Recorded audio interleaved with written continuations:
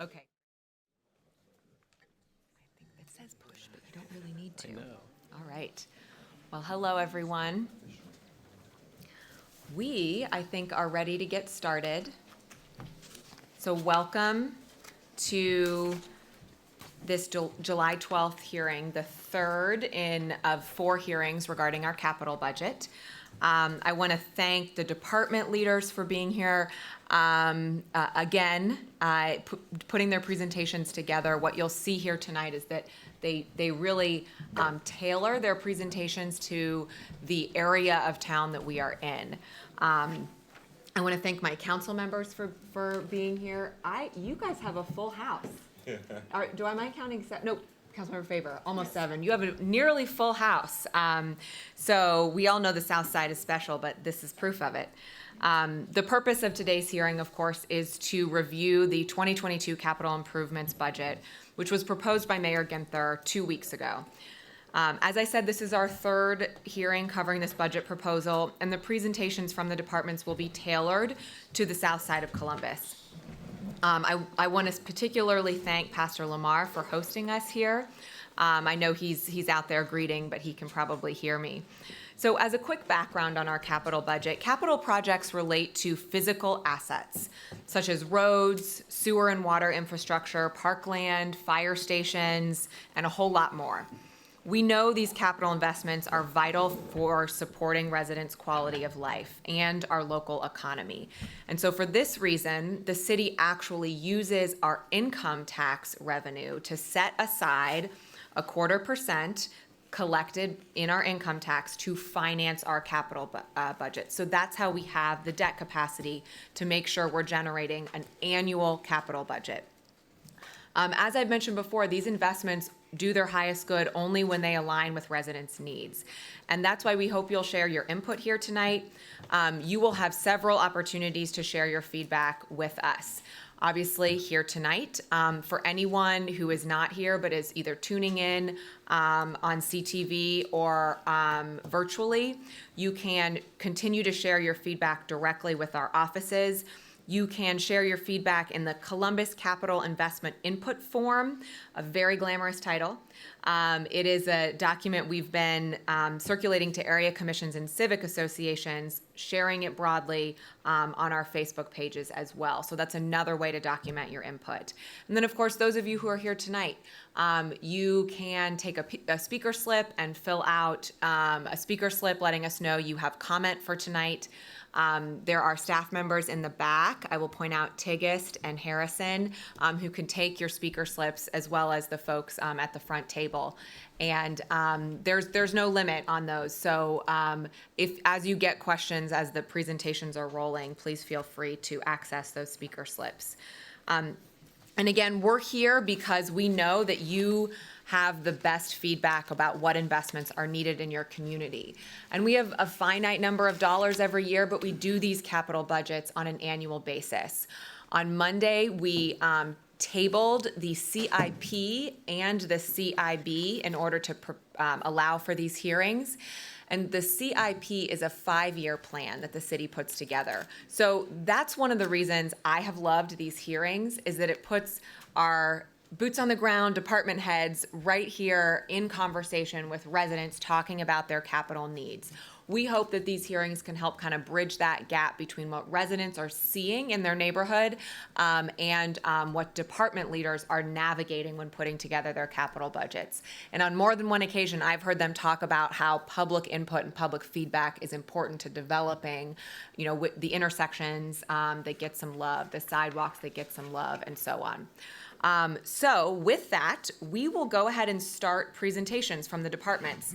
The way this is going to go, we're going to let each department give their presentation. After each presentation, council members have the opportunity to ask questions of the departments. Then at the conclusion of all the departmental presentations, we open that microphone up to you all for your questions and try and facilitate answers from there. And of course, answers we don't have, we will get to you afterward. So without further ado, Deputy Director of the Department of Finance and Management, Chris Long. Thank you, Councilmember. Good evening, everyone. First of all, thank Thank you, President Harden, President Pro Tem Brown, and members of council for consideration of the 2022 capital budget. My goal tonight is, well, make a couple other thanks really quickly. Mayor Andrew J. Ginther for his guidance and leadership during the process, Megan Kilgore, our city auditor, as well, for her assistance, and also Kathy Owens, our director of finance. And again, thank you, all of you, for being here. So I have some boards along the side which give some basic numerical summarizations of our capital budget, and I'll also be walking through a handful of slides this evening. My presentation will have sort of two components, the first being an overview of the capital budget process itself, kind of a larger overview of that process. Many of my comments will echo those President Pro Tem Brown just made. And then the second portion will be walking through the finance-specific aspects of our budget. Finance is a department like any of the other departments you're going to hear from tonight. We have our own specific capital needs, but we're inward-facing, so many of the capital needs you see for tonight from finance are going to be really responding to the needs of other departments internal to the city. But I'll walk through those as well. So let's see if I can make sure this works. Did I do it right? I've had a series of technical difficulties throughout these council briefings, so this is nothing new for everyone up at the table. Do you want me to try? I'm going to try. Put the one up. The one up? Try that one. Yeah. There, thank you.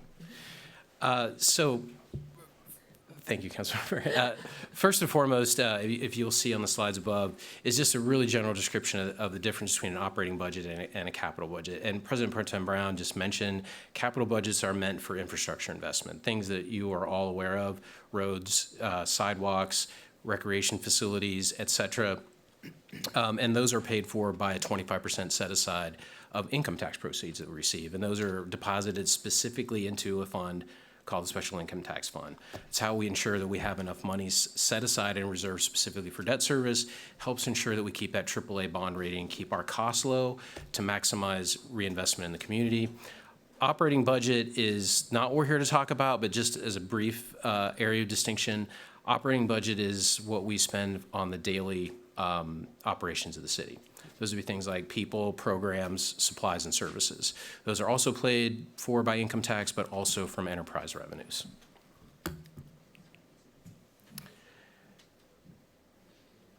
We just talked about the 25% set aside, and so we can move past this slide. So what does finance do in all this? Largely, we work with departments to compile departmental requests. So the rest of the panel up here that you see today will be talking about specifically those types of investments that they are requesting. Finance's role is to really compile all those into one, cohesive capital budget that we can present to council for consideration. I had a couple folks from our department that I just wanted to point out. They're not able to be with us this evening, but Kyle Seaver-Hart heads up our debt section. Angela Cousin is along with her in that section. They do really the lion's share of the work. And so I just want to make sure I thank them for all the work in putting together this budget. The next slide, this shows how our capital budget is broken down with respect to new dollars versus carryover dollars. So I'll just talk about carryover for a second. It's a little bit of I think a kind of a tricky concept, at least it was for me. So when council approves a capital budget for a fiscal year, those dollars are for projects that last over many years. And it's very rare where you see dollars that are allocated within a year and then completely spent down within a year. So if you're building a rec center, if you're paving roads, multi-year projects. So when you see carryover up there, it's just prior year capital budgets that have been approved but not completely spent yet. So we need, or we request council to reauthorize those dollars for the subsequent year. So you see that blue section is carryover. The green section is new dollars. So the projects you hear about tonight are largely going to be about new investments, new dollars. This next slide is how are we going to spend, or where is the new dollars, how are they being allocated? The green section is SIT funded. These would be new projects, new dollars that are funded through income tax set aside. The orange or yellowish orange section is enterprise funded projects. Those are largely public utilities. And Deputy Director John Lee's here to my right. We'll be talking about those projects. a little bit hard to read, but this is the finance-specific portion. So again, finance is its own department. We compile projects on behalf of the city. We have our own capital budget, right, that resides within the larger capital budget for the city. And these are some specific line items that I just wanted to address. We can go through them very quickly. The first line item is facility renovations. Those first two line items largely deal with that we have to make capital improvements in city facilities, right? So we have over 100 buildings under the purview of finance we have to maintain. So they can be municipal campus, they could be fire stations, public police substations, those types of things. We need to invest to make sure that those stay in good working order. We have design and project management. So we have our own construction management team, and they design projects, they administer projects. So a portion of what they do is capital eligible, so that you'll see there's a line item for that.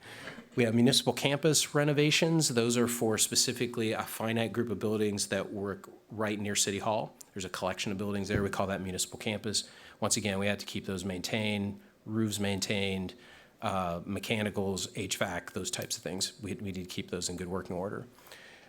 Sustainable Columbus projects, those are for investments in alternative energy. So we want to make sure that our buildings are as energy efficient as possible. So constantly looking at investments in retrofitting lighting or more efficient HVAC systems or potentially even solar power usage. So that's sustainability investments.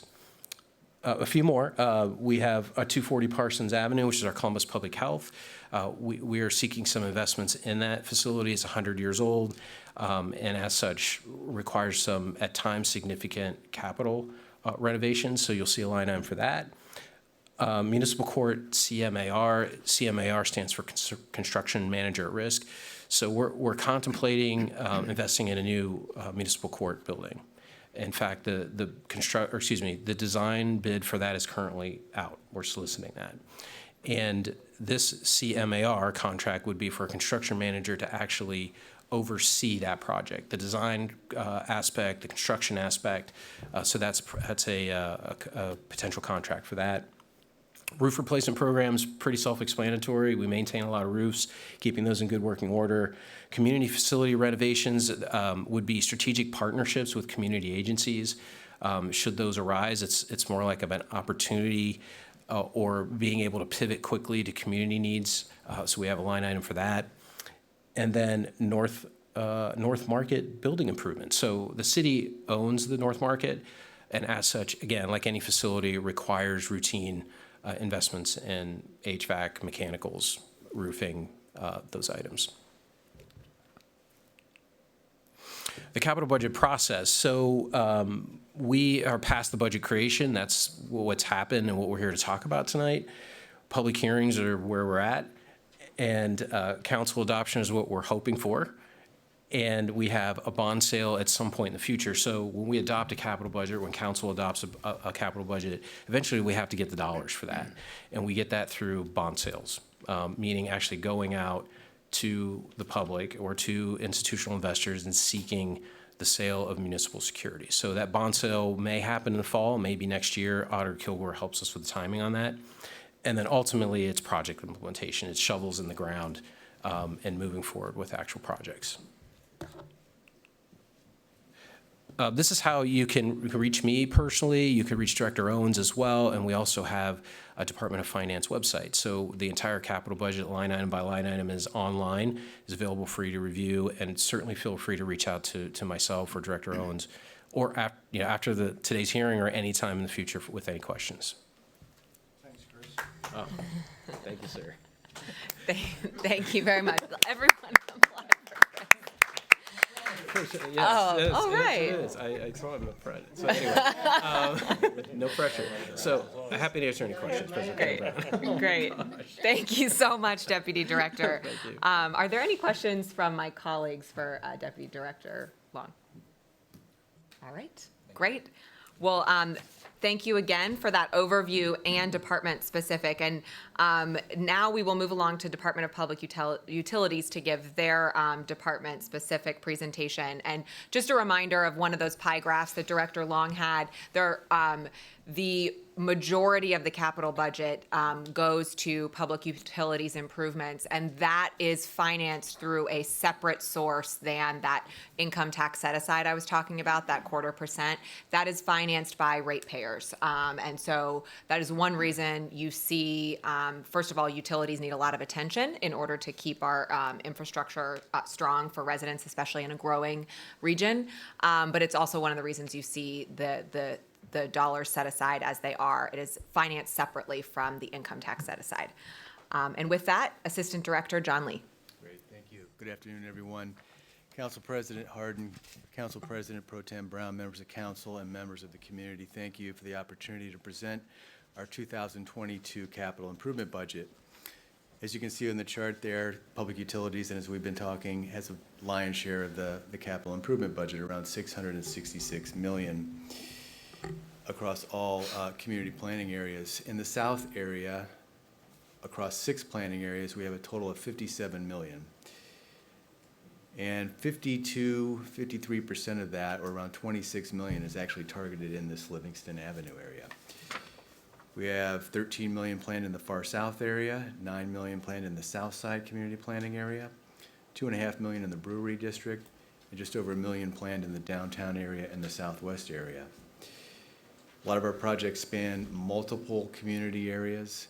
One example that we're engaged in is our advanced metering project, where it's going to hit every resident in the city, where we're going to be replacing your water meter with a smart meter. So that will happen in the next 3 years.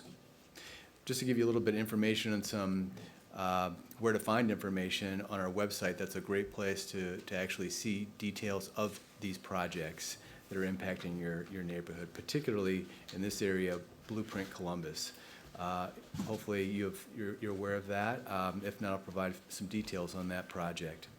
To give you a little background on our department, we serve over 1.2 million customers in the greater Columbus area.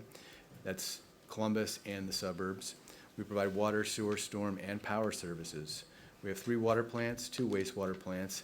In this area down here in the south side, we've got both of our wastewater plants. So a lot of our projects, a lot of the dollars go to those for facility upkeep, but also we have a lot of neighborhood projects down here as well. We serve over 15,000 electric power customers, and we produce 50 billion gallons of finished water a year and treat 70 billion gallons of wastewater a year. As far as funding, as Councilmember Brown mentioned, ours is different than the general fund and some of the other departments.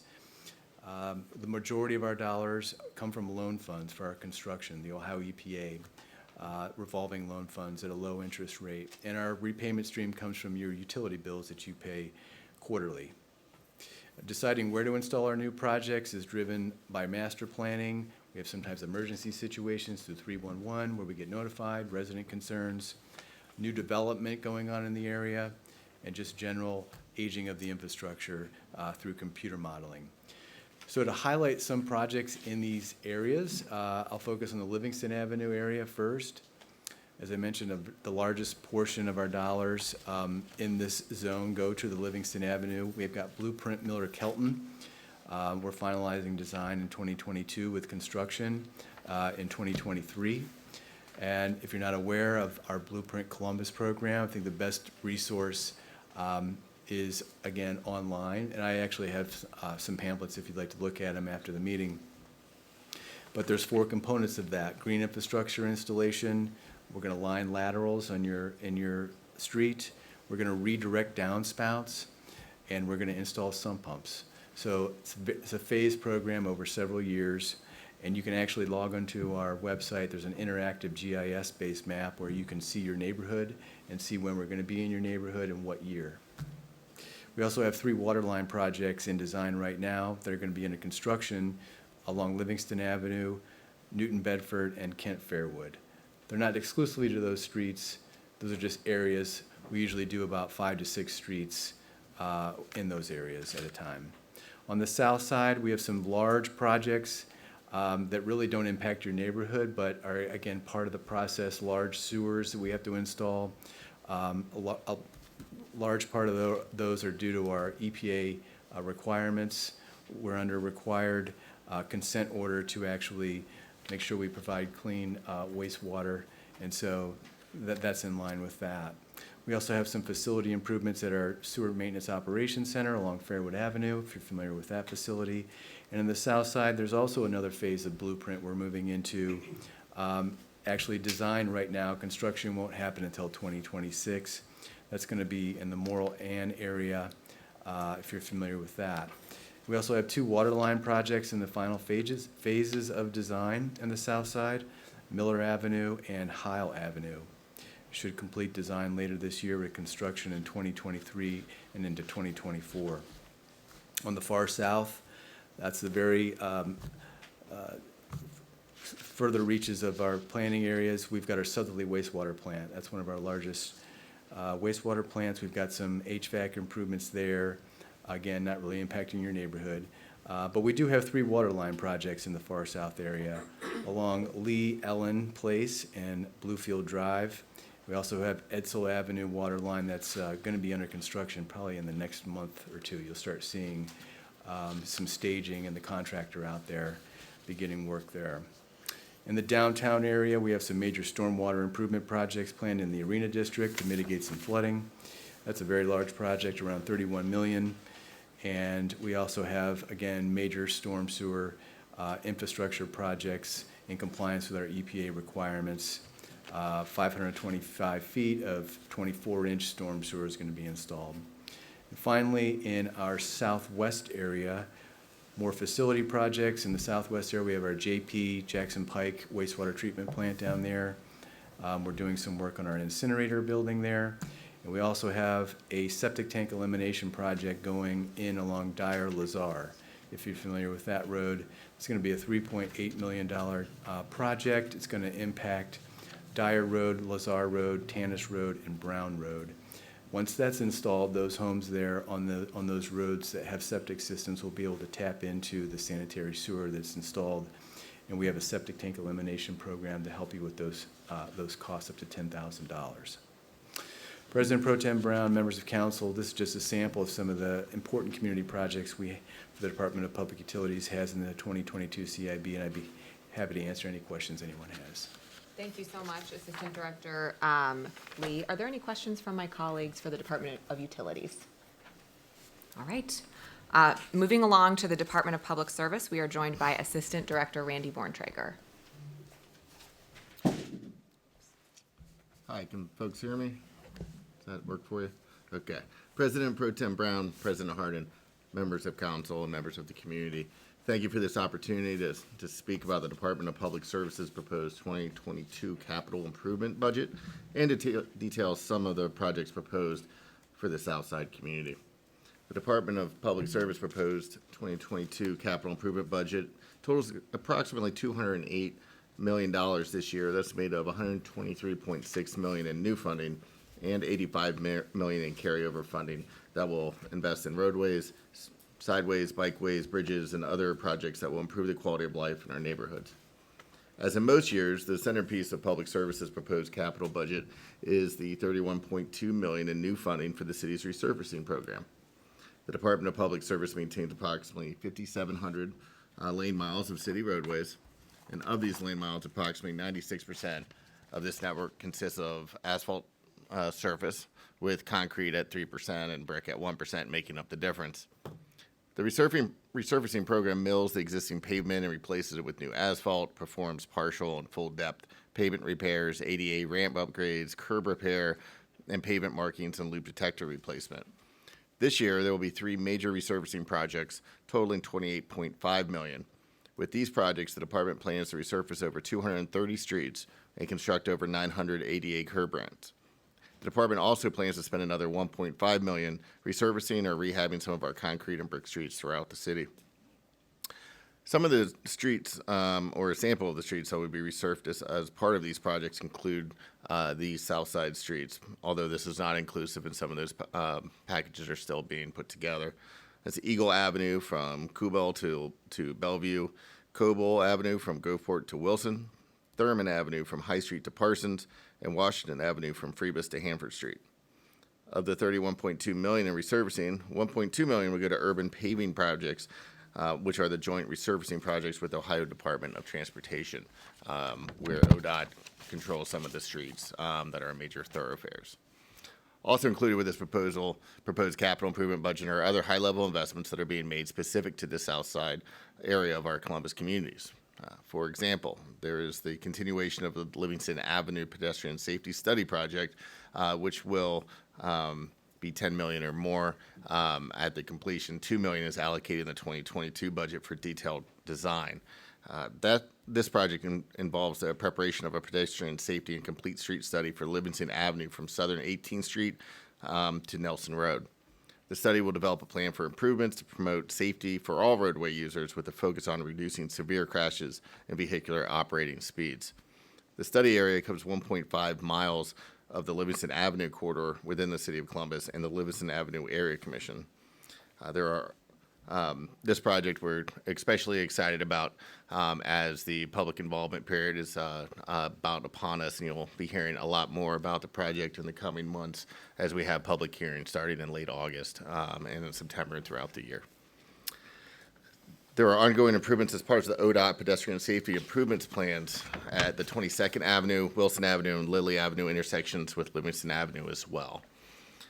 Approximately $35 million will be invested in collaboration with ODOT in the next phase of the 4B. It's the 4B phase, kind of insider speak, of the 7071 Crossroads project that will have a big impact on the near south and will provide new and improved gateways to and from downtown. This project reconstructs both directions of I-70 between Front Street and Grant Avenue, replaces the 3rd, 4th, and High Street bridges over I-70, reconstructs 3rd Street and 4th Street from Livingston Avenue to Fulton Street, and builds 5 retaining walls.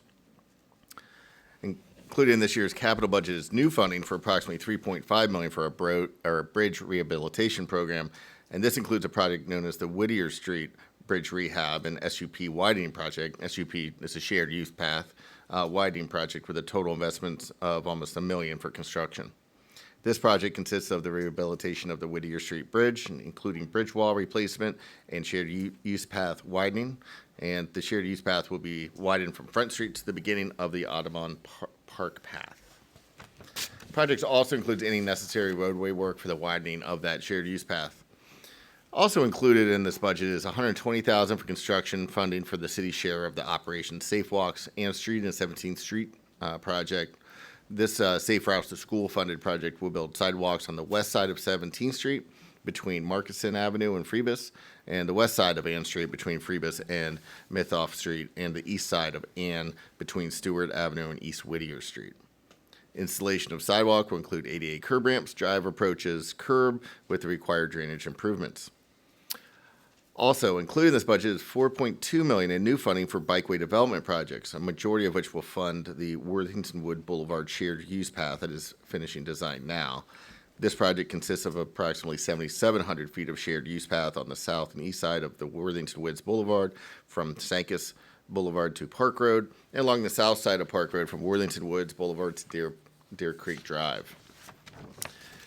And in addition, sidewalk will be installed on the north side of Park Road from Worthington Woods Boulevard to Deer Creek Drive, and curb and gutter will be installed as needed where the available space between the edge of pavements and right-of-way does not allow for an open drainage system and shared use paths or sidewalk installation. Storm sewer facilities will also be installed in conjunction with the curb additions. Again, I would like to thank council and the community for the opportunity to present the public service proposed 2022 capital improvement budget, and can take any questions. Thank you so much, Assistant Director Borntrager. I will pause for any questions from my colleagues. Just one question. Assistant Director, could you just talk a bit, I mean, I think what we all see the most with public service is the resurfacing, just a little bit about the philosophy of, you know, how we're prioritizing streets, and if there's a way that residents can put in recommendations. Thank you, council member. A number of factors are considered when selecting streets for the resurfacing program. Included upon them are some modeling on and data collection on pavement conditions. The pavement condition number is one of the factors when you program the streets. A major component, but also does not set the lone priority. The street investigators also consult traffic So how much daily traffic the roadway carries. If you're an arterial street, you're looking at more likely one every 10 years, and obviously those collector and the residential streets don't have as much traffic, so you usually see those hold up a little bit better. We have street maintenance staff input. So when a roadway deteriorates faster than anticipated, creating a situation where the pavement conditions are no longer reflecting the actual condition of the roadways, our inspectors will go out as part of routine maintenance when they're traveling around the city and note those locations. But very importantly is public input in 311. The 311 call center, those complaints are acted upon. They do go into our resurfacing calculations. So if you have a concern, you put in a 311, so a pothole that needs to be filled. We get to those within generally 48 hours to 3 days and fill those. However, that does go in, if we're seeing a lot of those in a certain situation, we'll send out an investigator, take a look at those streets and make that assessment and put it into our resurfacing plan. So all of those and other input from council, from community, goes into a formula that then allows us to prioritize based on the city needs, but also geographic distribution. You don't need to put. Oh, don't need to push any button. All right. Assistant Director, I know we have pedestrian safety improvements slated for Livingston Avenue in this budget. When we say pedestrian, safety improvements, that can mean a lot of things. So could you sort of detail for the community here what the plans are for that?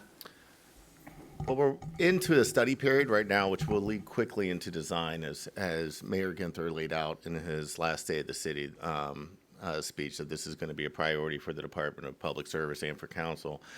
We've been hearing resident feedback about how the street is unsafe. We're finding a lot of traffic violence on the street, a lot of speed, and so it's a critical corridor.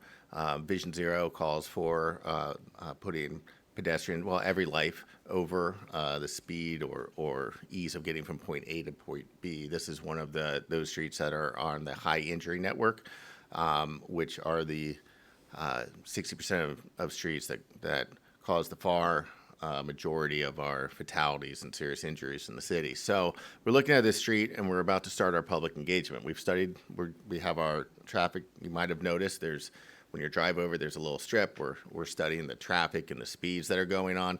And then we're going to go out to public comment and public involvement, where I would call that the let's dream together phase. What do we want out of the street? How do we want it to interact with pedestrians and bicyclists and motorists?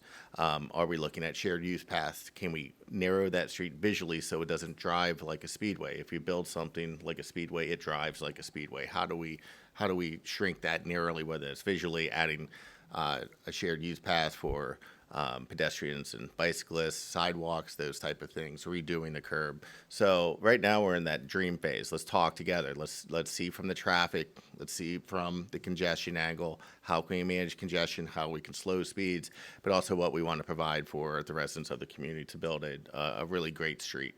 And that really is going to be hand in hand with another project going on a little bit further east of Nelson as well. So basically we're trying to redo an entire street to make the entire street safer going through the city of Columbus.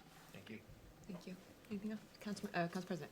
It's not a question, but a few of us have to head out now for another hearing on the Charter Commission, but wanted just to thank you, Chair, for your leadership, as well as the Mayor's administration for this work, and to the public, specifically on the South Side.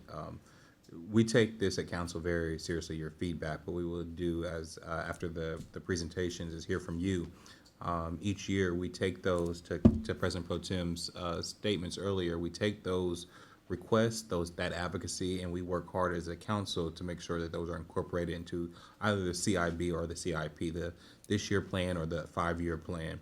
And so just want to thank you. This can seem weedy, and it seems like we're talking about a lot of numbers. We're talking about $1.2 billion. But those are things that you use every day, the streets, the sidewalks, the facilities, and your feedback is critically important. So I just want to say thank you and I apologize for having to step out.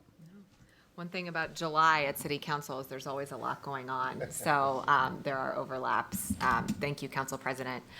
Are there any other questions for Assistant Director Borntrager before we move on to development? All right. Our next presentation is Director Mike Stevens, Department of Development. Thank you, President Pro Tem, members of council. The Development Department uses capital funding to make investments in support of our neighborhoods by increasing access to affordable housing, promoting community development, and generating jobs that pay a living wage. Our 2022 capital improvements budget request is $78 million. This includes $22 million for affordable housing, another $22 million for community development, $21 million for economic development projects, $7 million for planning and urban infrastructure recovery program for the urban infrastructure recovery program, and $5 million for human service capital projects. Affordable housing is our highest priority, and the goal is to foster a housing market where every household can obtain housing that costs no more than 30% of their monthly income in the neighborhood of their choice. In 2019, Columbus voters approved a $50 million affordable housing bond package. Funds from the 2019 bond package have since been fully allocated, and our capital request includes the final $19.5 million needed for these projects. The $50 million leveraged more than $300 million in public and private funding to build more than 1,300 new residential units. Our planning division coordinates the Urban Infrastructure Recovery Fund, or UIRF as it's known. UIRF is the neighborhood-driven program that works in partnership with the Department of Public Service, Public Utilities, and Recreation and Parks to provide improvements to roadways, parks, and street lighting. We plan to invest up to $30 million on 175 projects in our current round. Our capital proposal includes $7 million to continue work on these projects. Our request includes $5 million for human service initiatives, including $3.5 million supporting Adam H. and the development of their Addiction and Crisis Center, $1.5 million for Alvis House and the development of their Southside facility, and $350,000 for repairs to homeless shelters. Lastly, I'd like to talk about our Public-Private Partnership Program, or P3. Through the P3 program, the city makes targeted infrastructure investments that leverage private investments to support the city's economic development efforts. These projects are designed to create new employment centers, revitalize neighborhoods, and spur job creation. The partnership approach of the city has been critical to our continued growth. Over the past 5 years, we've leveraged $28.77 for each dollar the city has invested through its capital program. This concludes Development's 2022 capital budget proposal. I'd be happy to answer any questions. Thank you. Thank you so much, Director Stevens. Are there questions from my colleagues for the director? Wonderful. Next is the Department of Recreation and Parks, Deputy Director Steve Highland. Thank you. Good evening, members of council. Thank you for this opportunity. Thank you for sharing our 2022 capital improvement budget. And thanks to all of you for coming out this evening and listening to what we have to say. First, I'd like to share our Recreation and Parks mission statement is we connect the people of our community through the power of nature, wellness, and creativity. Next slide, please. This slide is a good presentation of the assets in your recreation and park system. We're fortunate to be able to carry out this mission through the support of the annual capital budget, which is a direct investment in your 407 parks and all the other amenities and facilities they offer. So I just wanted to make sure you had a chance to see how many opportunities there are out there for you. Next slide, please. From the 2022 capital budget, Recreation and Parks proposes $66,535,000 in new capital support. That represents $23,285,000 in base funding and additional $43,200,000 to support additional investments in large-scale projects. An additional $63,330,000 will be carried forward from the 2021 capital budget. Much of this carry forward is already encumbered for active projects. All this capital funding, a total of $129,865,000, goes towards supporting these existing assets as well as investing in the growth of our recreation and parks system. Next slide, please. This is our capital and budget model, how we spend your money on the assets out in our system. In 2019, Recreation and Parks began to use this allocation model to help guide our capital planning process. This helps to ensure that each year we're taking care of the assets or existing parks, as well as expanding our park system to serve more people and keep pace with the growth of the community. The following slides will help to outline some of our active and proposed capital improvement projects that fall within each of these allocation categories. Next slide, please. One of our main priorities is to take care of what we have. As a result, we commit 51% of our budget for improving our existing parks and facilities. These investments are identified through our asset planner database and through condition assessments and public input, such as what we're doing this evening. Let's go through, next slide, please. Oh. Back to facility renovations. I think it's 2 from there. One more. There we go. Thank you. I'm going to go through each of these slides, and it kind of represents how we distribute the money it's going to be spent. Forestry and park maintenance equipment, bridge and culvert improvements, hard surfaces, which include sports courts, walking paths, parking lot and drive resurfacing various parks, street trees, planting, and hazardous stump grindings, HVAC improvements, mechanical upgrades, and smart control system upgrades at Barrick, Beatty, Blackburn, Dodge, Schiller Community Centers. I'm going to go through each slide fairly quickly. We're just hitting a few areas or projects in this area here. I want to note there is a board in the back if you want to stop and look at that, but just I'm touching them quickly, but there's more opportunity to see all the projects in your area. Roof and building envelopes at Beatty Community Center, masonry improvements, cultural arts center, and tuck pointing and masonry improvements there as well. Put on my glasses, sorry. Energy efficiency upgrades and lighting, Barrick and Blackburn LED gym lighting conversion, and Wolf Park tennis court lighting. Next slide. Also, playground improvements, Williams Creek Playground replacement, Three Creeks Spangler Road Sycamore Fields Playground, Nelson Park Playground replacement. And then we also do park amenities and site furnishings with these capital improvement dollars, which include park signage, picnic tables, benches, grills, baller replacements, trash cans, and fence replacements. Next slide, please. General Center and park renovations. Salmon's Park is a demolition of old concession, pouring of new dugout pads, park lighting and security camera installations at Bicentennial Park, Driving Park, Saunders, and others. Designed for Haunts Park improvements and designed for Willow Creek Park improvements. Next slide. Sampling of development projects in the area, Greenway and Shared Use Path Development, Franklinton Loop, Souder Avenue Connector, Downtown Connector Trail Widening and Safety Improvements, and then new park development, Dakota Median Park Development, Stockbridge Urban Forest Development. Next slide, please. The next slide is how we do parkland acquisition. Recreation and Parks prioritizes parkland acquisition based on 2 factors. The first is what we call access and acreage. This is captured by the metrics 10-minute walk, which means striving for every resident to have a park or trail within a 10-minute walk of their home. Also, level of service, which means that there are adequate acres of parkland for every 1,000 residents. Additionally, most of these acquisitions use outside grant dollars from the state and other entities. I want you to note that since 2019, we have acquired over 250 acres of parkland for either conservation or future park development. Next slide, please. Next category is what we call large and small projects. It's a category that supports capital improvements for the fee-based programs. Those would include rental services like shelter house rentals, golf courses, and sports that primarily pay for themselves, and they help sustain the other areas of the department. These 3 programs operate 12 indoor and 20 outdoor reservable event venues, 5 athletic complexes, and numerous sports fields and 6 golf courses. Some of the projects to mention, Retreat at Turnberry Shelter House improvements, Whetstone Shelter House shaker siding replacement. At the 5 athletic complexes, we're doing gym divider installation, and at the golf courses, 1 Turnberry Golf Course cart path improvements. Next slide, please. Another category that we noted was large investments that were added to our 2022 budget in excess of our base allocation. Glenwood and Windsor pool construction, that is set to start after this pool season in September with summer 2023 completion.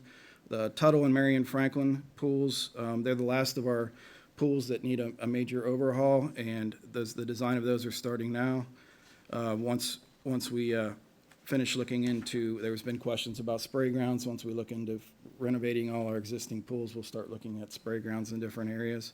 West Case Park Phase 1, replacement of Bicentennial Fountain, that's a 10 to 12-year-old fountain system in downtown, that's 7.5 million in upgrades. Climate Action Plan, that's updated energy-saving devices, controls, and mechanicals.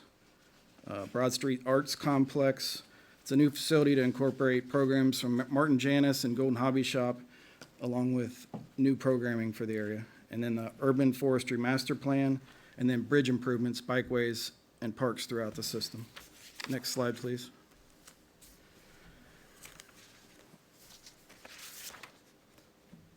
Next slide, please. I think the last is just my contact information. So my email's up there. Feel free to take that down. Send me any questions you have. If you'd like to meet after this meeting, I'd be glad to answer any questions. Again, make sure you take a look at the boards in the back when you have an opportunity. That's all I have to say for Recreation and Parks. Thank you. Thank you so much, Deputy Director Highland. Questions from my colleagues for the Deputy Director? All right. We will move into the Department of Public Safety, and we are joined by Deputy Director Dan Giangardella. Thank you, President Pro Tem Brown, members of council, the neighborhood. Please thank you for inviting us into your neighborhood and to allow us to present information to you. On behalf of Public Safety Director Robert Clark, the safety budget for capital is actually a lot smaller than our operating budget from the general fund is a little over $500 million. For the capital budget, we just are right around $36 million. Most of what we are funded are facility improvements or could be a police substation or a new fire station. So with that, we have about $10 million available for design of a real-time crime center and a new 911 emergency call center. The current call center actually is on the east side of Columbus here at Fairwood Avenue in a sewers and drains facility. We've been there about 30 years. We've certainly outgrown it from a personnel standpoint and also from a technology standpoint. So we are looking to almost immediately design a new facility and combine that with a real-time crime center and a new emergency operations center. And we're currently looking and assessing locations for where that might best fit. We do have one police substation that we are looking to design and construct. This one actually happens to be in the Hilltop, is at Precinct 19, and we are in the process of acquiring land for that and about ready to enter into design for that as well. Fire stations, we are looking at a fire station right now in the far northeast. That would be Fire Station 36. Council actually last month approved $1.8 million for a design of that facility. We also have $6 million for fire apparatus. That fire apparatus could be in any of our 35 fire stations. With that $6 million, we are going to purchase 5 engines for EMS vehicles and the associated equipment that go along with that. We also have $1 million for our neighborhood safety camera program. I think we're close to entering our 11th year of investing in neighborhood safety cameras. We started with about 110 over 5 neighborhoods, and I think now we're up to about 260 cameras. And we've also expanded those neighborhoods, and you may be aware we have several of those here on the east side and also the south side of the city. We are looking at 30 to 40 additional locations right now throughout the city, including all parts of where our existing cameras are located. All of our Columbus police officers and firefighters are also equipped with 800 megahertz radios. All of their vehicles are equipped with 800 megahertz radios. We have $2 million in the capital budget to replace some of those radios that they have. And then here also on the south end of town, the police impound lot is south of Route 104 and Hall Road. We have $6 million funded in the capital budget to resurface the parking lot. There are thousands of vehicles at that lot. They are mostly parked on a gravel area, and we need to provide a more strengthened pavement for them to be on. So that is also funded right now in the capital budget. We also have about $3 million in what we call general renovation money for police and police substations, fire stations. These could be things like roof repairs, kitchen renovations, replacement of windows, a variety of things that go on. We have, as I said, 35 fire stations, about 20 police facilities, so they require a lot of upkeep and maintenance. And then lastly, we have $1.5 million in technology equipment for video storage. You may be aware that the police department right now is in the process of replacing all their body-worn cameras with new updated models. In addition to that, as I mentioned earlier, we are going to add additional neighborhood safety cameras. That's a lot of video that we are required to keep for a variety of purposes. And due to that, we need to make sure we have sufficient storage capacity. So there are funds for that as well.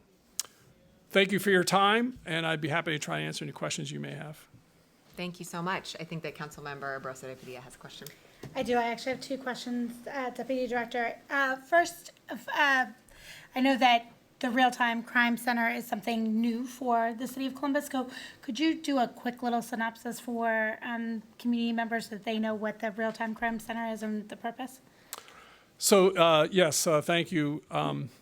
So a real-time crime center basically brings together a variety of technology that the Division of Police has. And that could be anything from CAD to software that crime analysts use to assess and predict perhaps where crimes will occur in our community, but also to help provide information to police as they arrive on a scene, to provide them with the latest information so that they can have a sense of what they're going into.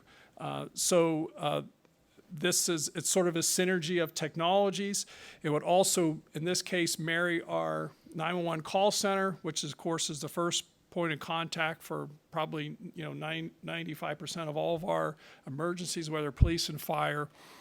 So it brings all that together into one area and allows us to, as the city grows, as technology enhances our ability to not just predict crime, but also solve crime. It allows all those individuals to be together and work to hopefully not only serve the community better, but resolve some of those issues quicker. And it's a phase-in process, right? Like over the course of time, before we see like the fruition of like what the actual end goal of what it looks like it'll be over the course of a few years. Yeah, I don't think there's any question. Real-time crime centers are evolving as well, actually, as 911 centers as well. Not only combining technology, but combining different law enforcement and jurisdiction agencies. Technology drives a lot of this, enabling us to do these things. So certainly it's not you build it and that is it. It will certainly evolve over time, yes. And then my second question, you alluded to this just a little bit, but just again, I think, so I also want to let folks know this roadshow, this is the third time we've been doing this. So I think we had a lot of questions and I think folks have adjusted their presentations. So just so you know, the lack of questions for us is to give you more time to ask questions. But so the second question that I have is just around the neighborhood safety cameras. So how is the decision made around where they go, and then how does the community advocate if that is something that they would like in there? So thank you. There are a variety of ways that we look and decide where safety cameras can be placed. Early on, when the program started a decade ago, we had communities come to us. Usually it was neighborhood associations would provide us a letter, because at that time we didn't want to go into neighborhoods where people felt that this was an intrusive technology. Obviously, over the last decade, I think we've all learned to live with cameras in the public sphere. But at that time, we were cautious about where we went into neighborhoods. So we went into areas where there was advocacy from the neighborhood. Obviously, we went into neighborhoods where perhaps we felt we could resolve and solve some crime issues. And clearly we saw that early on. We looked at crime stats for the neighborhoods we went into, and those first 5, I believe, were Mount Vernon, Linden, Hilltop, the east part of Columbus, and Wyland Park. So we clearly saw a reduction in crime when we compared prior to the cameras and after the cameras went in place. Since that time, We have expanded mostly in those primary neighborhoods, although we've had cameras to downtown, the far east, I believe some other areas the far north as well. Like I said, I think initially we had about 110. We'll be close to 300 once these cameras would go in. We also consult with police. They provide us input on areas where we may be able to help them as well. And then we also have to look at the infrastructure. We have to go into areas where we have connectivity, and that might mean fiber connectivity or the ability to push that information to us via radio. So there are a variety of ways, things that we have to look at. And then we also have to look at the infrastructure, the landscape of a community. So obviously, all these cameras are in the public sphere. We make no pretense of covert here. They are labeled. You can see them. In fact, the early ones we put a nice big city decal on. So, but you have to have good lines of sight. So if there's infrastructure, street signage, landscaping that blocks those views, it doesn't make sense to put those in there. I would suggest, I can provide my card and information after there's certain areas where you believe in your neighborhood that those would help. If they're not already there, please let me know, and I'd be happy to take that information down. Like I said, I know there's a couple spots, I think Reeve and Fifth Avenue, Livingston and Lonsdale, or at least two that I know of right now that are on the list, and there could be a few others. But if there are some areas where you believe that would be helpful to your neighborhood, I'd be happy to take that information. Thank you. President Pro Yes. Tem, because I was a little slow as we went around the horn, there is one other question that I have, and it's actually for Assistant Director Lee. When you talk about the Blueprint program, you talked about sub pumps, and I know my ears perked up because as a East Sider, lifelong East Sider, I lived with many basement floodings and many memories swam away.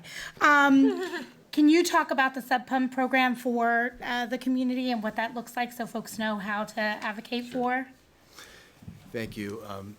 The Sump Pump program is one of the 4 pillars of the Blueprint program. It usually is kind of on the tail end of the area that we are in. So what it is, it's a voluntary program where if you don't have a sump pump, it would be installed in your basement to help get that water away from the foundation and then out into the storm sewer. We're not replacing a sump pump that you already have. It's really for, sometimes they go in and they actually dig a pit in the concrete, and again, to get it out of around your house and out into the storm drain, because that's the whole idea behind Blueprint is we want to capture all the storm water and we want to capture all of our wastewater. What's happened in the core of the city is we have combined sewers, and so what happens is all that water goes together, storm and sanitary, and it basically overflows into the river. And so we've installed a lot of infrastructure through the program to major tunnels to capture it all. So I know I kind of diverted there from the sump pumps, but it is a voluntary program. I do have a quick brochure here if you want to take a look at it to get some more details. And again, I would encourage you to hop on our website, and you can get a lot more detail than I'm providing you here on all 4 pillars and where we will be in your neighborhood in the coming years. Thank you, I appreciate that. I know especially a lot of our older neighborhoods, this is definitely a challenge that folks have to live with. So appreciate that overview. Thank you. Thank you, Councilmember. So that concludes the departmental presentation portion of the hearing. And we did not get any speaker slips. So I want to sort of 2 things I'll note. First of all, the microphone is there, and so we will absolutely open the floor to questions. Second of all, customarily when the hearings conclude, we do stay up here to talk and have conversations. So if you feel like you have a really specific question that you'd rather talk to one of us about, you can do that when we end. But if you have a question that you would like to share with the group, I absolutely encourage you to do that. You don't need to go grab a speaker slip and then go do it. We'll skip right over that. And the microphone is right there. I will ask you if you do have a question to line up behind the microphone. And when you start to share with us your name, because normally I have that written down, and your neighborhood too, if possible. So I will give anyone who has a question for the group the chance to head to the microphone and get in line. While you're thinking about whether you want to do that, I want to just call out and thank Representative Humphrey for being here with us today. With that, looks like we've got 2 or 3 questions, which is great. And we will go ahead and get started. Again, please share your name. My name is Rita Holleveld. I live in Driving Park. I have a couple of questions. One of them is specifically regarding the allocation for public service. You did mention bicycle infrastructure and sidewalks, but the majority of the funding is going towards resurfacing. My question is whether the cost of updating and expanding bicycle infrastructure to be something that's like acceptable, Vision Zero, safety kinds of things across the city has been seriously assessed and incorporated. And if not, if that can be, especially regarding the Livingston corridor. I'm watching for information on that study, but there are a lot of places around the city, and I know that City Council has already adjusted based on complaints by businesses on Indianola regarding parking, when those of us who are cyclists, I carry my child on my bike, have advocated for protected bike lanes that are not crossed over by parking. So I just wanted to ask about like how much that's being considered in budgeting for things like resurfacing. Thank you so much for the question. I really appreciate that. And I will turn it over to Deputy Director Borntrager to talk about what the department sort of envisions for the future. And council, of course, can add at that point. Yeah, sure. I appreciate the question. As you know, Vision Zero is a fundamental rethinking of how we approach everything from not just public service, but a variety of within the city departments and outside. So, you know, when you're looking at what basically getting to zero pedestrian, zero deaths on our roadways, you have to take into effect that speed is the #1 killer of people. And so what you're seeing here is a disproportionate amount of people that are vulnerable road users. So people on bikes, people on motorcycles, those that don't have protection of a steel cage in a car. You're also seeing that a lot of our high injury network are in areas with minority population. You're almost 10 times more likely to die in a traffic crash if you're African American than white in this city. And so we created and this all can be found on columbus.gov/Vision Zero, but we created a map of community of interest and then look at those streets. How do you separate vulnerable road users? How do you slow speeds? So this led to a community action plan that's available on the website as well. It was a 2-year action plan because we launched this literally the day that the school shut down during COVID. A couple years ago. And so we decided to do a shorter action plan, and then we're going to come back and do a 5-year action plan, somewhat of a 2.0. On that, there are listed a number of improvements, including redoing corridors like Livingston, where we have an opportunity to separate vulnerable road users. And that's what I was talking about earlier. Can we build support? Can we look at, what is a shared youth path? The right-of-way is only so big, so there are trade-offs with that. Parking is one of those trade-offs sometimes. On the Indianola that you referenced, we were able to fit in a small amount of parking to basically allow the business corridor there to have the parking they need, and we could help them rearrange parking in their backs and some others, but also have a dedicated bike lane. But the major piece there is that we're doing a road diet. So a 4-lane road that drives like a speedway, very little parking. Now it's going to have a center turn lane and one major thoroughfare, which gives us a little bit more of the right-of-way to add some of the bike facilities. So we have a bike plan that we'll probably be redoing the next couple years that looks holistically over where we can be as a city when we invest in these. I also would expect that the next action plan is going to have even more bike facilities that we can put in. But we're a growing city, and what we're finding is that, you know, when we have new development, one of the requirements is that they have to have sidewalks, for instance. A lot of the places in kind of that inner core city, Linden and Hilltop and the Livingston area, you know, we're finding that is where we're seeing a real high level, a really unacceptable level of people, vulnerable road users and others that are dying and having serious injuries on our streets. And so it is absolutely a major consideration that we have as a department. Are we there yet? Probably not, no. Like, we want to do more. But as you're seeing with anything, when we can address something with paint and not infrastructure, we do it. We are well ahead of restriping crosswalks, those type of things, to try to give some space. We do things to give sight line issues and those type of things. But it's an ongoing conversation, and you do need community support when you're changing a street. We recognize that. And we're working through that process. It's, you know, it's not unique to Columbus. I can guarantee you that. It's a struggle around the country.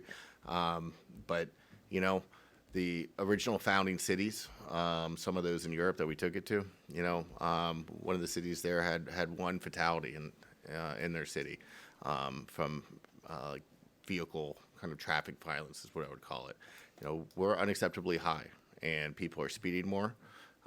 You've probably seen it on your bike. It's a little bit more dangerous out there sometimes right now, because when you don't really think about it, but when you reduce traffic because of the coronavirus, people have more space, and they're speeding and acting a little bit different than normal. And so we're not seeing that resetting. So it's a struggle. But yes, we absolutely take it into consideration. Thank you, I We're gonna do appreciate more. it. Sometimes drivers will pass me on the right in a parking lane. So that's another concern with having parking that is to the right of a bike lane. Yeah. Okay. My other questions are, I think, specific enough to do one-on-one conversations or submit stuff through 311, so I won't take any more of your time. Thank you. Can I just say Thank you. one quick Yeah. thing around this? So I chair public service. It's funny, I literally said to Assistant Director today when I got here, I said, can we talk about bikes? And I have a husband who, I mean, we were a one-car family for the majority of the time. We moved back to Columbus, which has been almost, longer than I was gone. And our cars in the shop, we're back to being a one-car family. My husband is back to being a cyclist, so I feel your pain. I think that I do want to emphasize and underscore something that Assistant Director said, and that is that the changes, in order to keep all of our residents safe, that means that everybody is going to have to compromise on those changes, right? We have been a very car-centric city, and that means that for some people that's going to change, and that's going to be a pain point for us, right? And so I think that this is the next frontier of us figuring out how do we keep our cities safe for people, because transportation and moving people, whether you're on 2 feet, 2 wheels, 4 or more, is imperative for the city, right? And that's why when we talk about transportation in the city, it moves beyond just like mass transportation, but how are people and individuals moving themselves? So we aren't there yet, and that is a hard answer, but I think that we all need to continue to push. But I think all together as a collective, as a city, we all need to be all in on how are we moving people and moving them in the safest possible way. And that is going to be an inconvenience for all of us. So, thank you. And giving them, thank you for that, and giving them real options, because if you don't build it, they won't come, right? 100%. So if there aren't safe biking options, then we're kind of counting out that mode of transportation as an option for people who may otherwise want it. Yes. So thank you. One thing I would just like to add on that point, one of the things that I was really excited about with the Link Us proposal was that there was literally $1 billion built into that proposal for greenways, bike infrastructure all across Central Ohio, so not just Columbus, but everywhere that COTA was going to be serviced.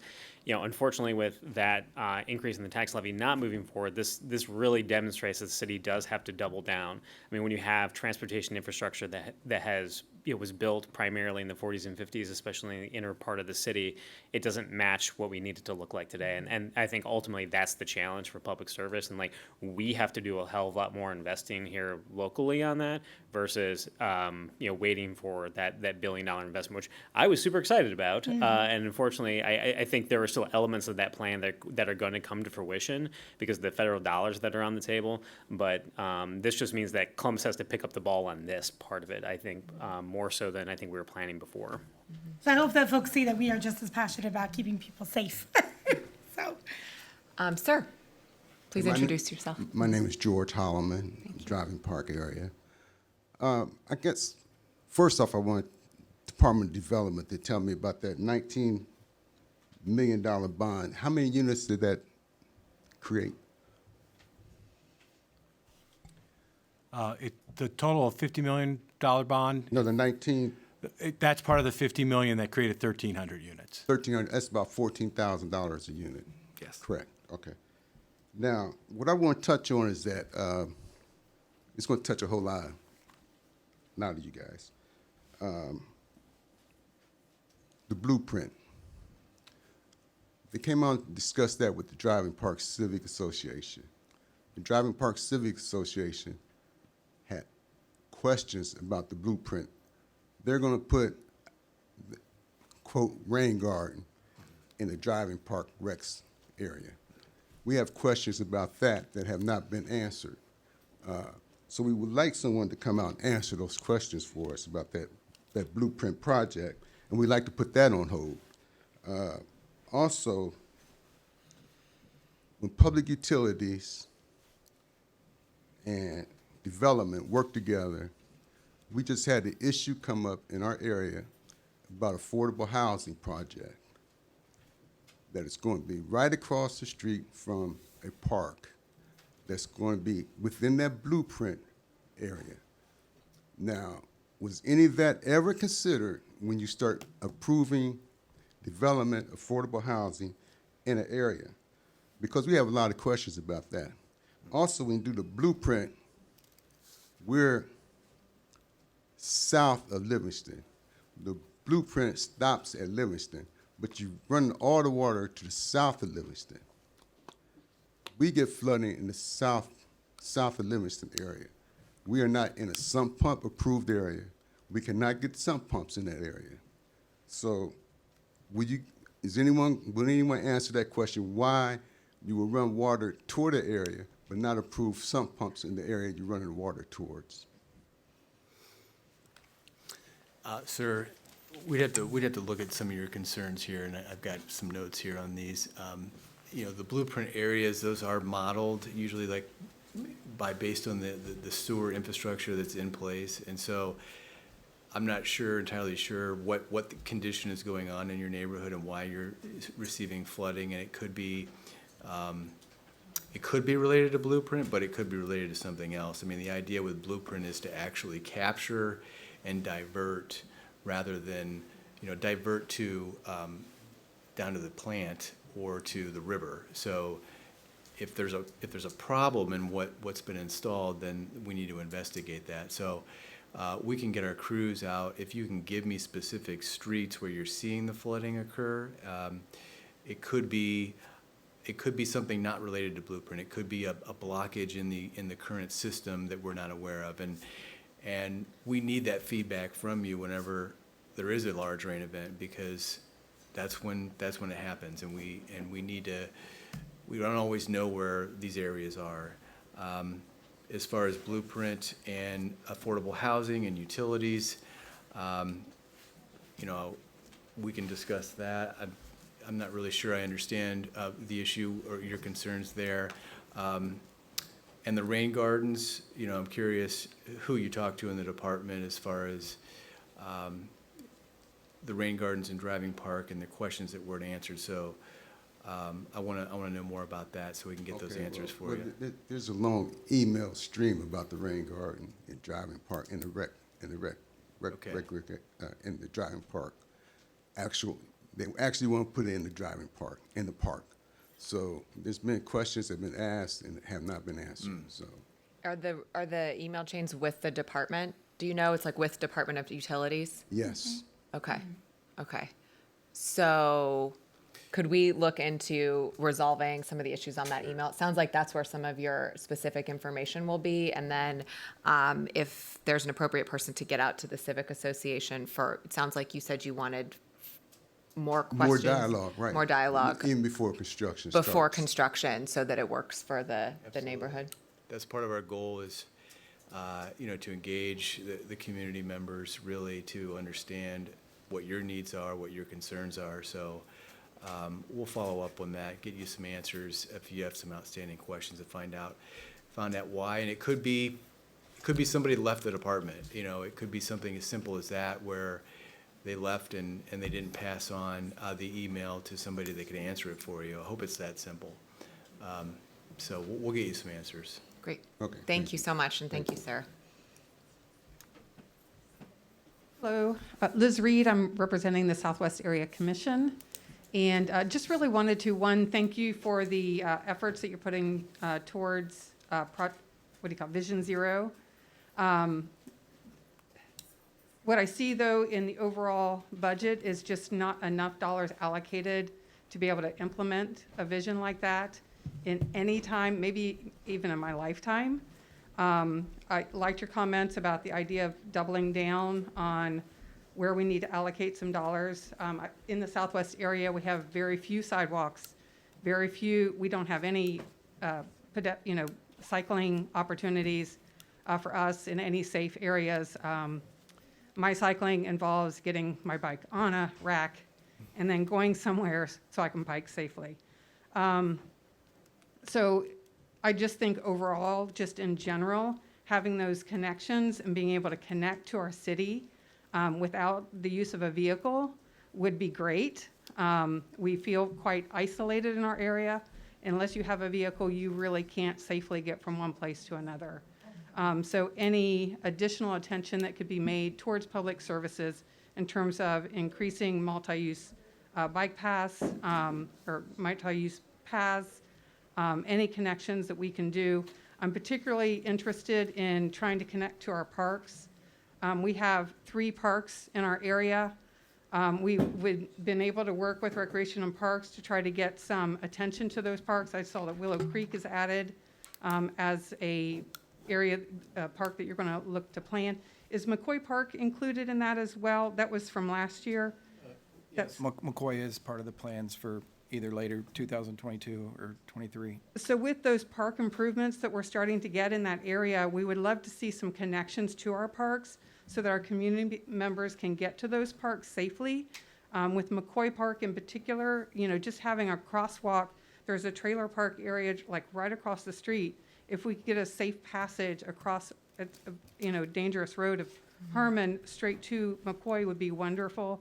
And trying to get other safe passages, from, again, our communities to our parks. So I hope that Public Service and Recreation and Parks are communicating in terms of what is going to be the strongest impact in terms of adding access from the community to our parks so that we can have safe access. Because I love your vision of having, being able to access your parks. Would you say, what was that? Within a 10-minute walk. With a 10-minute walk. Well, we have maybe 5% of our community who can safely walk to a park within 10 minutes. And based on the way. Thank you so much. I'm sorry, I have to keep questions to 3 minutes because we're getting quite a line. I'm sorry, I didn't realize. No, it's all right. It was happening as you were speaking. Okay, and it's already 5:24, right, so we've got to. All right, yeah. well, thank you so much. Thank you very much. I really appreciate connecting those dots for the departments, particularly for the Southwest area. So please come to the microphone. And again, if you can be as brief as possible with your question, because a line has developed. Yes, can do. Tom Less, I'm Marion Village. I'm also the Southside Commissioner for Marion Village with the Area Commission. I serve on the Public Services Committee, and unfortunately our chair couldn't be here, so she asked me to just pass on a few things, particularly for public services.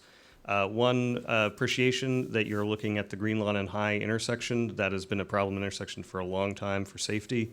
Also, with the closure of the Fulton Avenue exit, that is pushing a lot more traffic to that location, and we've seen a lot of left turn movements that are not allowed, causing issues there.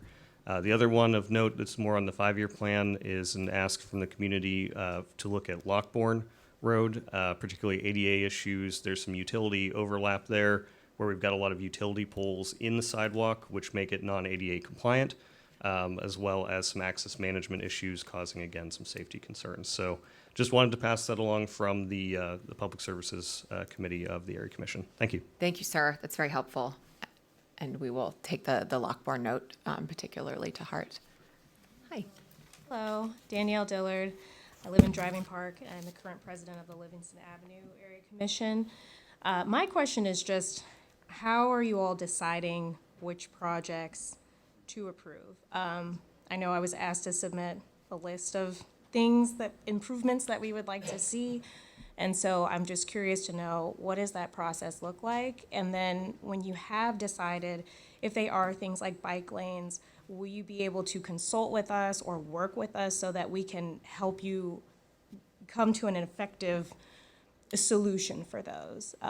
So like Rita had mentioned bike lanes, I did submit that as part of our improvements with specific streets mentioned for where we would probably need them. So I just want to understand, how are you selecting the improvements? And then for those such as bike and pedestrian, is there going to be some consultation with the area so that we know the solution is going to be effective?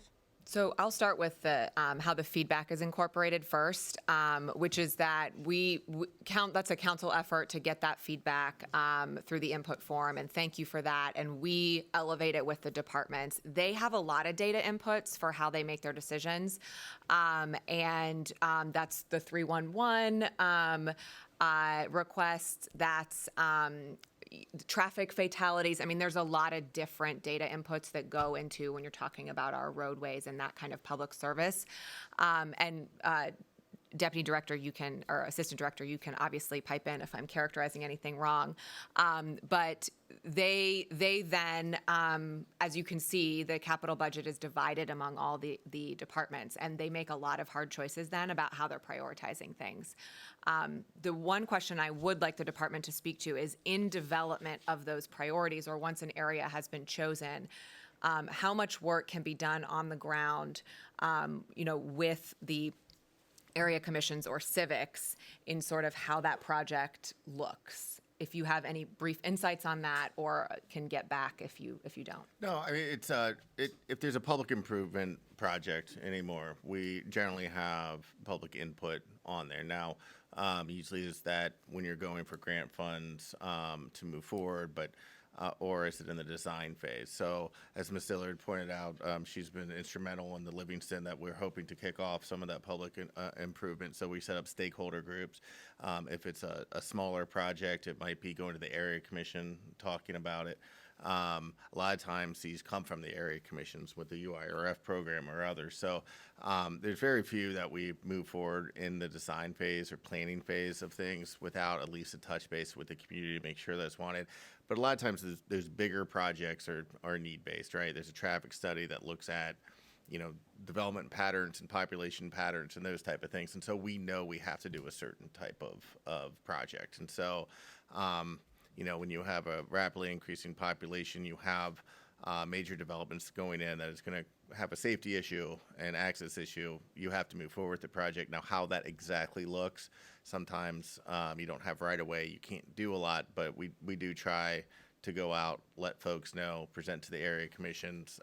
The area commissions also have a way to connect with their neighborhood liaisons that then connects with us. I know Charles Newman from my office goes to area commission meetings to give updates. We also usually incorporate that the larger projects have a budget for public involvement as well. So there might be some that still fall through the cracks, and we always apologize and try to catch those where we are. But that is an integral interface, is those area commissions and civics within the department that we try to provide relevant information as quickly and accurately as possible. Thank you. I hope that begins to answer your question.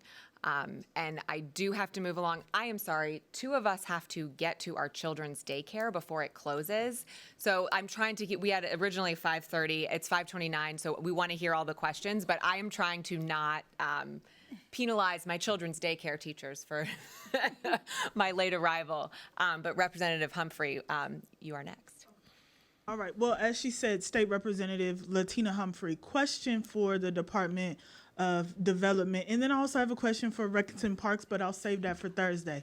So my question is, you talked about like developing a crisis center on the south side for Alva's House or something like that. I might be messing it up. But so how I guess my question is, how is that determined? Does the community get input for development project? Are they able to give input for development projects? Because I have constituents who literally have given me a working list of what they want within the district, just like they'll be giving to city council, and they have like lots of ideas. And so my only question is how does that work? So say there's an open old school over on Freebus, and they wanted to turn it into some type of social services. I talked to the Southside Area Commission about that. And so just like, how does that work for input for area commissions and constituents wanting to build things in their area? Is that even possible? Yeah, Director Stevens, please, yes. Yeah, thank you for the question. Yeah, we welcome working with the community. A lot of times, if it's a not-for-profit that's being started, we're happy to sit down, talk to them about what their goals are, what if they've identified particular properties, what kind of support they need, and then we look at that as we consider what type of requests we make through the capital budget process, similar to like Alva's House and Adam H. and what they're doing. So we're happy to sit there and have those conversations. I think it's good if it's not in this year's budget, working something into the 5-year plan. And so is it, real quick, and I know you Yeah. gotta go, is it similar to the state's capital budget process as to whether like a nonprofit would need to be, the project would need to be shovel ready? Is it the same thing in order to? Pretty Yes. much, Okay. yes. All I mean, right. that's the aim, Representative Humphrey. Like, I don't know, the state might have a more rigorous standard for that at times, but it really is because you see that carryover funding and new funding, that carryover funding represents projects that haven't been completed. What we really don't want it to represent is that projects that were just never started, right? Because then we're not managing our debt capacity responsibly. So that is the aim. So I thought. Thank you. Thank you. Good evening. Good evening. Good evening, everyone. Michael Aaron, Driving Park. Just want to say I'm here advocating for Livingston Avenue and that whole redevelopment piece and these capital dollars to finally improve that area between 18th and Alum Creek Drive. Thank you so much. Sounds like it's already in the works, but just want to continue pushing and advocating for it. Public utilities, a lot of light posts knocked down on Livingston Avenue, a lot of alley lights that are out and they need replaced. It's a whole safety thing. Really dark down on Livingston Avenue. And everything north of I-70 currently, all the street lights, like the big tall ones, and not the decorative ones, just the tall ones are all out. And that's mostly what they have north of I-70. So maybe someone needs to reset that circuit breaker over there. Otherwise, thank you so much. Advocating for Livingston Avenue. That's all I have. Thank you. Great. Thank you so much. We really appreciate the resident engagement here tonight. And I was so sad to see there were no speaker slips, but that just belied the enthusiasm to get your questions out. So I really appreciate that. And I want to, again, thank all the residents for their engagement. I want to thank Pastor Lamar as he's taking a picture. I want to thank Pastor Lamar for your hospitality and having us here today. I want to thank Mayor Ginther and Auditor Kilgore. Without them, this budget would not even be in proposal stage. Director Lombardi was the Director of Finance for the first part of the capital process, and Director Kathy Owens is current Finance Director. Again, thank you to the directors and their teams who make these presentations possible. I want to thank tonight's CTV crew, Alex Brown, Evan Smith, Carlos Taborda, and Sterling Carter.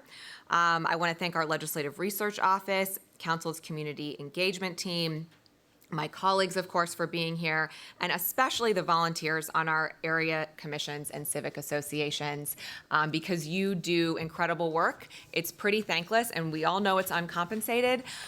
So thank you for pouring into your communities and helping us to, I think, better refine our budget processes. There's always more work to do, and we could triple it on any given year. So thank you again, and with that, that concludes our finance hearing.